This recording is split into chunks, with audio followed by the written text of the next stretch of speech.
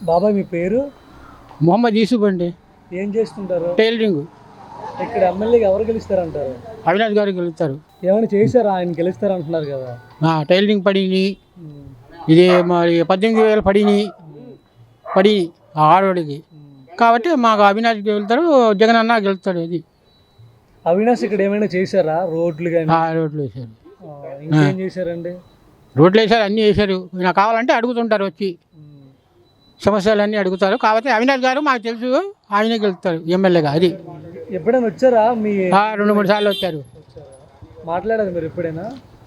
సమస్యలు అడుగుతుంటారు. ఇక అడుగుతా డబ్బులు వచ్చినాయా, ఇవి వచ్చినాయా, పథకాలు వచ్చినాయా అని అడుగుతుంటారు. నేను సమాధానం చెప్తుంటా. ఆయనకి మాకు బాగా తెలుసులేడు ఆయన. సమస్యలు చెప్తే వాటిని సాల్వ్ చేస్తారా? చేస్తారు. 2 సార్లు డబ్బులు వచ్చినాయి, 3వసారి రాలేదు. రాకపోతే ఆయన మాట్లాడితే ఇప్పించారు. నాకు టైలరింగ్ డబ్బులు పడలా, ఇప్పించారు. కాబట్టి మాకు అవినాశే కావాలి. ఇది తెలిసిన గద్దె రామ్మోహన్ తెలుసా? ఆయన గురించి మనకు తెలియదండి. మనకి ఈయనే. ఎప్పుడైనా వచ్చారు ఇటువైపు? ఇక రాలా. ఎప్పుడు రాలేదు. కరోనా టైంలో ఎవరు వచ్చారు ఇక్కడికి ఎక్కువ? వీళ్ళే వచ్చారు, కానీ వైసీపీ వాళ్ళు వచ్చారు, కానీ వీళ్ళు రాలా. తెలుగుదేశం వాళ్ళు అప్పుడు రాలా. వీళ్ళు ఏం చేశారు? వైసీపీ వాళ్ళు, అవినాష్ వాళ్ళు ఏమొచ్చారు, డబ్బులు ఇచ్చారు, మంచిగా 1000 రూపాయలు ఇచ్చారు. అదే కర్ణాటక టైంలో కూరగాయలు అవన్నీ ఇచ్చారని ఇచ్చారు. ఇచ్చారు. డెవలప్మెంట్ అంతా గద్దె రామ్మోహన్ చేశారంటున్నారు. రోడ్లు కానీ కాలువలు కానీ గద్దె కాదండి, ఈయనే చేసింది. అప్పుడు 20 సంవత్సరాల కిందట వాళ్ళు చేశారు, కానీ వాళ్ళు కాంగ్రెస్ వాళ్ళు. ఇప్పుడు గద్దె రామరాజు ఇప్పటిదాకా అసలు రాలా.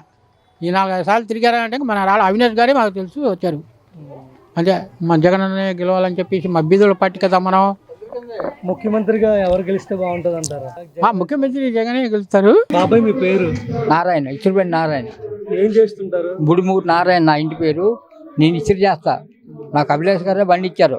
నా మీద అభిమానం గురించి పెద్దబాబు చిన్నబాబు వాళ్ళు ఇప్పించారు. అభిలాష్ గారు నాకు ఇచ్చారు బండి. నేను ఏదో బతుకుతాను. అది ఎమ్మెల్యేగా ఎవరు గెలుస్తారంటారు? మరి అభిలాష్ గారే వస్తారండి, ఆయనే రావాలా. గజమోహన్ గారు పట్టింపు చేసుకోవట్లా జనాలు. చెప్తున్నారు. ఏడు చేశారు? అభివృద్ధి అంతా ఆయనే చేశారు. పలానా ఏడు చేసినారండి. అది రోడ్లు కానీ కుళాయిలు కానీ వాటర్ పైప్స్ కానీ. రోడ్ల ఎవరు అంటారు? ఎప్పుడు వచ్చాడు?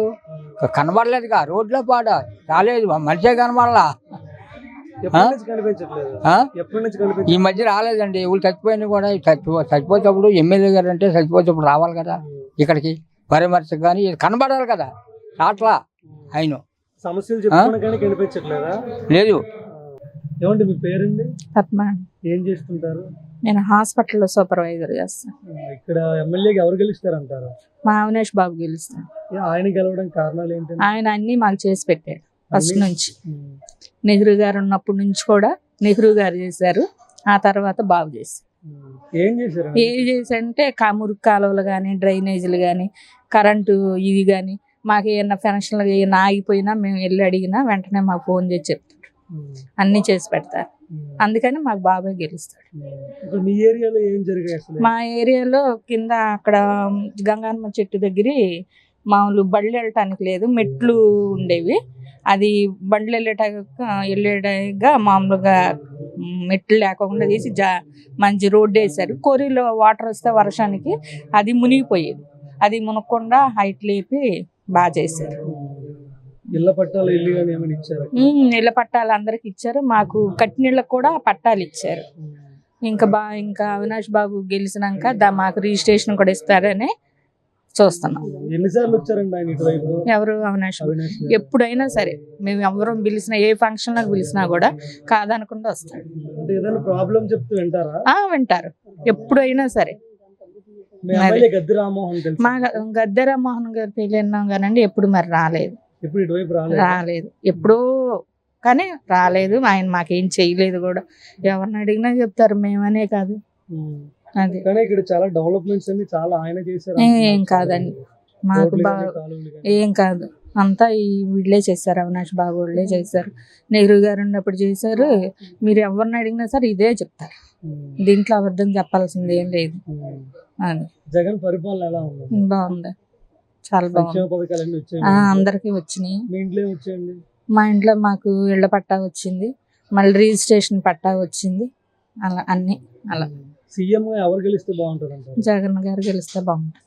చంద్రబాబు వస్తే చాలా ఎక్కువ ఇస్తారు మహిళలు అంటున్నారు కదా. మాకు అక్కర్లేదండి, చంద్రబాబు లాగానే ఉండమనండి. గ్యాస్ సిలిండర్లు కానీ ఉచిత బస్సు ఫ్రీ. అక్కర్లేదండి, ఆయన్నే ఉంచుకుని వాళ్ళ ఇంట్లో వాళ్ళకి ఇవ్వమనండి. అవి మాకేం అక్కర్లే పథకాలు.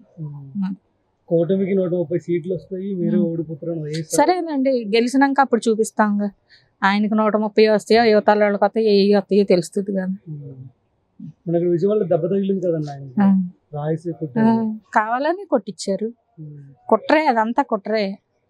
కొట్టనండి, గెలిచినాక అప్పుడు చూపిస్తారు. ఎందుకు కొట్టిస్తారు? ఎవరైనా కొడితే ప్రాణం పోద్ది, కొట్టించుకుంటారా చెప్పండి? అంటే జాలిపడి ఓట్లు వేస్తారని కొట్టించుకున్నారు. మరి ఆయన అలాగైనా కొట్టించుకుంటున్నాడే ఏంటి? ఇప్పుడు గెలుస్తానంటున్నాడుగా, పొడిపించుకుని గెలుస్తాడే ఏంటి ఆయన?